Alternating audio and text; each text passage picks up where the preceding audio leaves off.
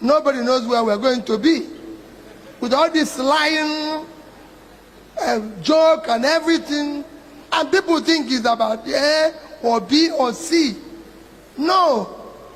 A deputy governor was just asked, you didn't go to school, so it doesn't matter. Just listen to Peter Obi's speech. Do you understand the speech he gave at UNN Nsukka? Just listen to it now. Just spend some few minutes of your time and listen to it. Just watch it now. Came back, I was in Bangladesh on Friday, and I felt so sad for Nigeria. It's a country I visited in 2007, 2009, 2015, and going back there in 2003, I was in pain. In pain. Because this is a country that has the same size as ours. They don't have oil. They are not exporting oil. They are not doing anything. They are just trying to do the right things by having the ethical leadership Ben preached today. By having the ethical leadership Ben preached today.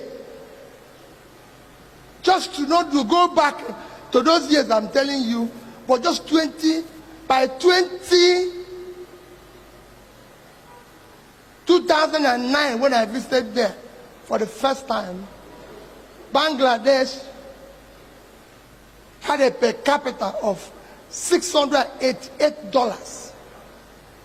Call it $700. Nigeria was 2,000, almost 2,000 plus. By 2015, they were 1,000, about 1,300.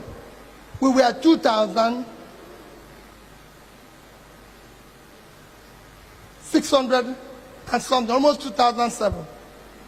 Today, Bangladesh per capita is 2007. We are 2,100. We've lost almost 30% of what we were a few years ago. They have,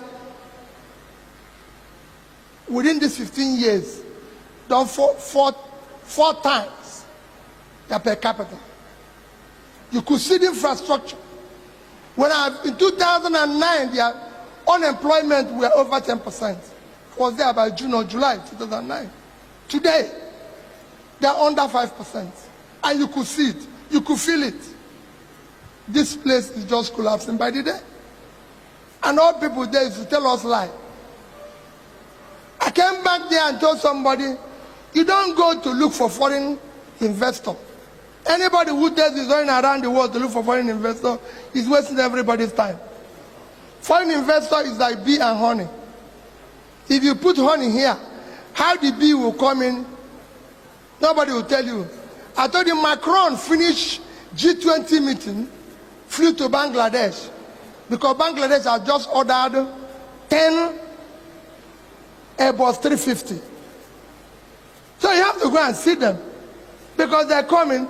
If you look at all the economic analysis, go and Google where Bangladesh will be in 2030, where they will be in 2050. Nobody knows where we're going to be. With all this lying joke and everything, and people think it's about A or B or C. No. A deputy governor was just asked, you didn't go to school, so it doesn't matter. But you feel it. You were the one who said, I went to this school. Nobody forced you. If you know it doesn't matter, you would have said, I didn't go to school. So we imagine your ingenuity as somebody who didn't go to school and was able to come up to this. But don't say things. We have now reached a country where, like Ben said, where people say something and do something else. I asked a woman to queue. He told me, whenever I queue, I don't get anything. This happened to me last year. So whenever I queue, I don't get anything. And after the tribunal decided our case, I called the woman and I said, I'm sorry. Whenever I queue, I don't get anything. Because we had somebody going around the world saying this is how he's going to conduct the election. Everywhere he goes, he said, it was the night that I heard what was called real time. Suddenly, He said, no, he can do it anyhow.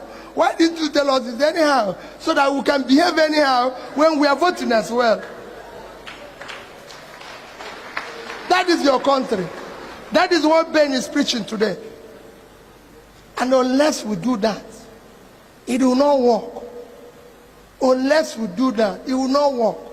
We all pass through here. This university, look at what we're teaching people. Whenever I come into this hall, I feel a pain of loss. And I'm sure if you see, you'll be feeling it. This is our refectory. I protested in this refectory when they reduced our meat from 3 to 2. Meat. Oh, today, if you see food, then you won lottery. Meat, they reduce meat, not food, in this refectory. Because all I need to do is to come back to university, go and buy my meal coupon and keep it, and I'm sure every time I come here, I eat what I want. Everybody is happy. The same school today have completely collapsed. The children don't know what is happening. They don't know anything about school. Nobody cares.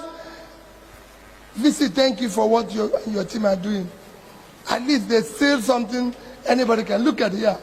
I've been to other universities and I can tell you it's a total mess. The money we gave INEC to tell us that they can do whatever they like. If we gave it to Nigerian universities, they would have done what we wanted them to do. They wouldn't do whatever they like without the money. But we gave them 400-something billion naira to do whatever they like, only in Nigeria. You give money, people, that amount of money, as at that time, $1 billion to do whatever they like. And that is your country. If $1 billion were given to Nigerian universities, imagine if they have given Vice Chancellor Igwe 50 billion naira.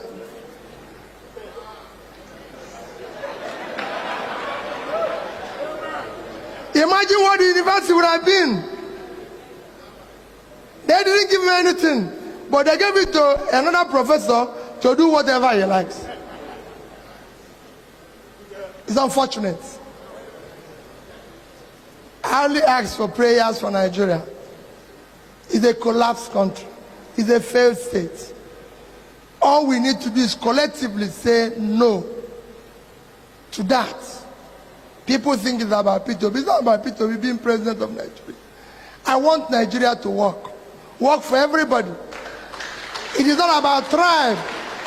It's not about tribe. It's not about religion. It's not about tribe. It's not about religion. No religion buys bread cheaper. No religion or ethnic group buys bread cheaper. We are the ones fixing this thing.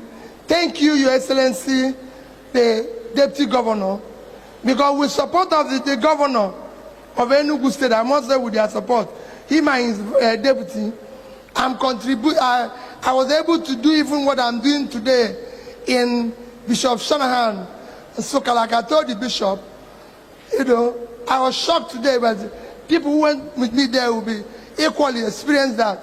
I'm doing a project there for the School of Medical Sciences. It's costing them about 150 million naira. And I said, I'm going to pay every kobo of this. But I'm doing it. I'm doing it because they authorized it. But it will shock you what happened to me today. When I went to see the Bishop of Nsukka, he told me an interesting thing today. He said to me, Peter, you've done a lot for us. The Anglican bishop, he said, I told him, I met the Anglican bishop of Nsukka, and he said to me that he also has a health center. And I told him I'm going to help. I'm going to do a lot for him. The bishop said, please, we are brothers. Do it. When people go to hospital, they don't ask them their religion. They treat them. So sooner I told him, I said 20th, today is 20th, that 20th of next month, I'm going to come in to start facing the hospital that belongs to the Anglican Bishop of Nsukka. These are things With the help of the governor of Enugu State, I must tell you, attract the money, they support it.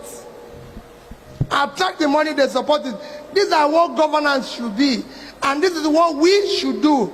Not to go and be doing other things wrong. So Ben, I thank you for bringing us together for this wonderful lecture. When I start quoting you, I hope you will not say, hey, this man, because I'm going to be quoting every chapter of that and everything, you know, on what you said today.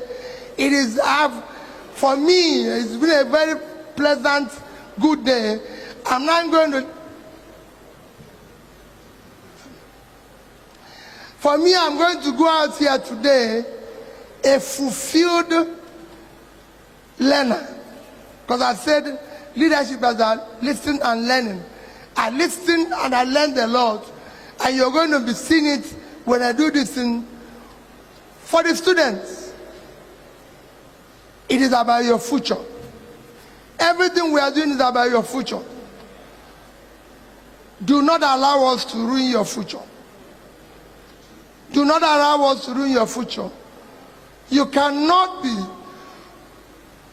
Changes in every society came from people of your age and people of your time. You can no longer be running away from your country. Some of you dying in ships and in seas.